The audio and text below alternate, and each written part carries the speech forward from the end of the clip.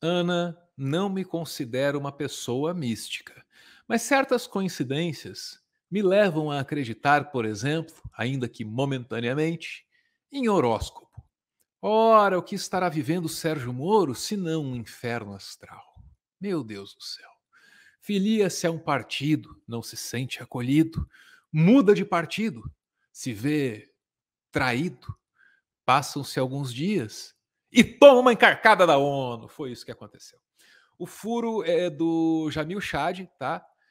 Falando em encarcada, desculpa, vai ficar meio pornô, mas o cara pica na cobertura das relações internacionais. Então, ó, mandou ver, Jamil Chad saiu na frente com essa informação. Olá, Ana. Conforme noticiado pelo UOL. Comitê da ONU conclui que Moro foi parcial e dá vitória para Lula. Muito bem. Quando o STF vai lá e diz assim, o Moro foi parcial, o Moro pode dizer alguma coisa como, ah, mas também o STF é meio político, o PT indicou um monte de gente que está lá dentro, né? Agora, quando é a ONU que está dizendo isso, aí não sobra alternativa a não ser virar um bolsonarista maluco conspiratório. Ai, Ah, a ONU é globalista, comunista. Será que é por certamente esse vão lado que ele dizer, vai?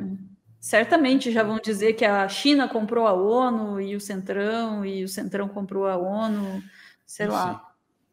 O Jamil Chadian, que é quem traz essa informação em primeira mão, como quase sempre acontece em assuntos relacionados à ONU, né? Ele fez o que um bom jornalista tem que fazer, sabe? Antes de publicar, bater um fio lá para o Sérgio Moro. Ô Moro, é o seguinte, tem isso aqui. Quer se posicionar ou não quer? Vamos ouvir o que o Jamil Chad contou aí para a TVT sobre a conversinha dele com o Moro. Para o ex-juiz comentar a decisão, e ele mandou uma resposta dizendo que não tinha tido acesso ainda aos documentos. Não me surpreende, de fato, porque quem teve acesso foi o governo brasileiro e a defesa do ex-presidente. Ou seja, ele, como não faz parte hoje mais do governo, ele não teve acesso direto aos documentos. Agora, o que é que ele disse? Ele mandou aqui algo por escrito.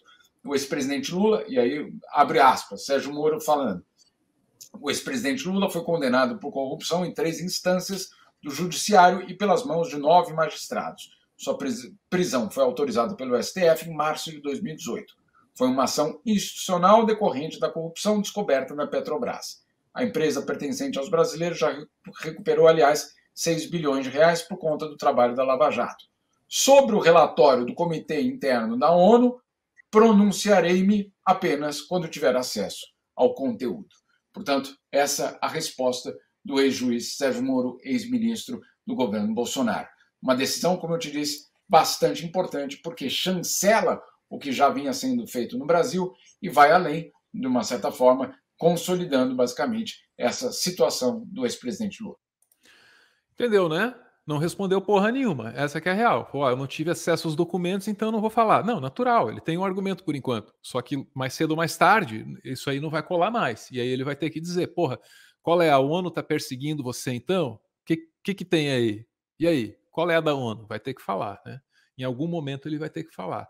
E assim, pega mal pro Sérgio Moro? Porra, sem dúvida. Mas pega mal pro Brasil, cara. Pega mal pro Brasil, entendeu?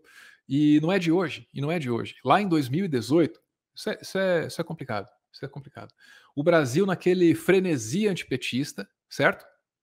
Não, é um bandido, Lula tem que ficar na cadeia e tal. Né? E o Comitê de Direitos Humanos dizendo: ó, tá errado isso aí. Tá errado. Agora eles disseram, né? O juiz foi parcial, mas naquele momento lá eles estavam dizendo: retirar os direitos políticos nessas condições é errado, né? Isso é o que estava dizendo o Comitê de Direitos Humanos da ONU lá em 2018. Ouça aí o Jamil Chad.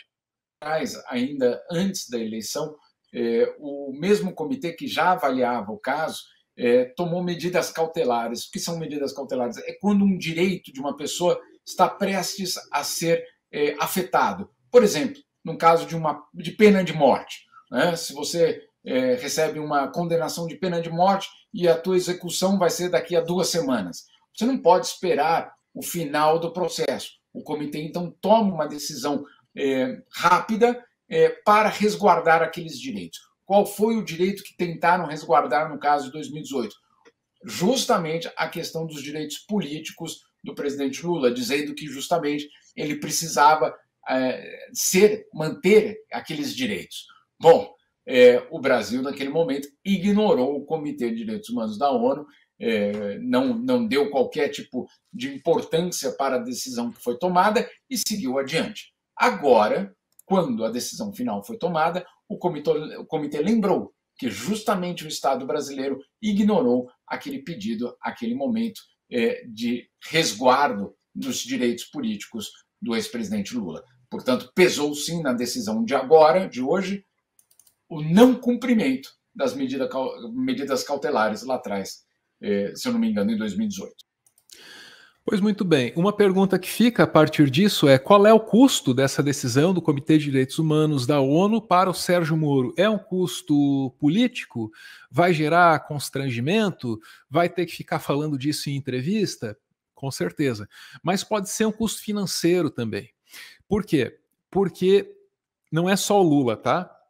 São as empresas bilionárias que foram à falência ou quase em função da Lava Jato. Essas empresas aí, com seus corpos jurídicos imensos, vão atrás do cara, querendo indenização, querendo reparação, né? E elas acabam de ganhar um puta de um argumento para colocar no papel. Ouve aí o Thales Faria.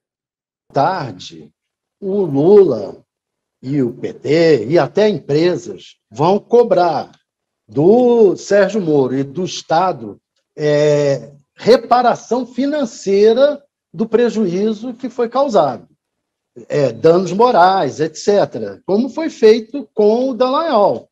Eu acho que esse é uma das coisas que deve assustar o Moro.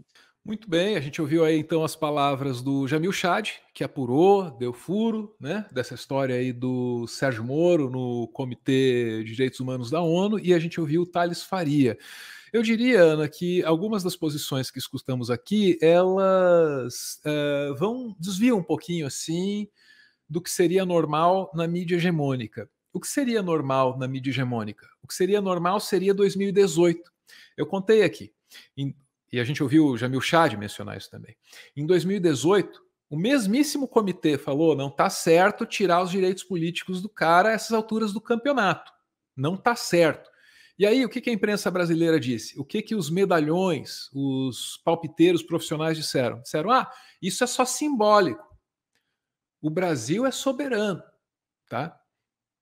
E assim foi feito, né? E assim foi feito. Ana, dessa vez, vai valer a mesma coisa. Eu acho que a opinião padrão na mídia hegemônica é essa aí. Isso é só simbólico, o Brasil é soberano, ou em outras palavras, desculpa, foda-se. Thaís Arbex, na CNN Brasil. Não tenho nenhuma pena prática, mas tem um efeito simbólico muito grande. Por quê? Porque o Brasil, o Estado brasileiro, é signatário de vários pactos internacionais. Entre eles, o pacto que o Comitê de Direitos Humanos da ONU supervisioniza. Então, Pera, supervisiona, obviamente está errado, né? Mas assim, vamos respeitar, é um erro que todo mundo pode cometer. A Thaís é uma jornalista assim, importante, trabalhou na Folha, passou por vários órgãos de comunicação e é uma tremenda apuradora, assim, é reconhecida como tal, tá? Eu cometeria um escorregão desses aí facilmente também. Esse é o caminho, é um impacto político e dá agora a narrativa para o ex-presidente Lula política. A decisão, né, da ONU, ela tem de fato um valor simbólico, talvez muito maior do que prático, e essas alturas no Brasil é difícil, né, a gente acreditar num efeito prático. Se a gente vê o presidente do país e seus comparsas ali todos fazendo o que fazem todos os dias, né? E o máximo que a gente consegue dizer é não, mais um crime de responsabilidade. Então é difícil pensar numa consequência prática direta, né? Mas de fato ela estabelece que o mundo está olhando para o que aconteceu no Brasil e estão entendendo o que aconteceu. Finalmente, né, é quase como se você estivesse pensando que você estava ficando louco e de repente alguém diz: não, você não está ficando louco, eu estou vendo estou vendo o mesmo que você, né? Eu estou enxergando isso também. E isso também põe o Brasil numa situação interessante perante o mundo, uma situação um pouco mais estável diante de toda a loucura, de toda, né, o fogo no parquinho que está esse país. Porque diz para a gente que alguém está de olho e que tem algum respaldo, né, nessas percepções também. Agora, para reforçar também o que você falou, Álvaro, né, o pessoal está ali, não, porque vocês estão dizendo que o Lula é inocente, vocês estão dizendo que nunca existiu corrupção. Não, estamos dizendo o que a gente vem dizendo desde o começo: não houve um julgamento justo. Ana, para completar, vamos ficar com o Paulo Henrique Amorim. Ele, né, dedicou o fim da vida dele a combater os malfeitos do Sérgio Moro, do Dallagnol e dessa molecada de Curitiba que usurpou funções do Supremo Tribunal Federal para aprontar das suas. Esse era o entendimento do Paulo Henrique Amorim. Faleceu em 2019, no auge do bolsonarismo, compreendendo o Bolsonaro como um produto do Sérgio Moro. Quem pariu o Bolsonaro foi o juiz Moro Imparcial de Curitiba. Ele fez um trabalho sistemático de desmoralizar os políticos e a política. Esse foi o primeiro favor que o juiz Moro fez ao Bolsonaro. A política fede.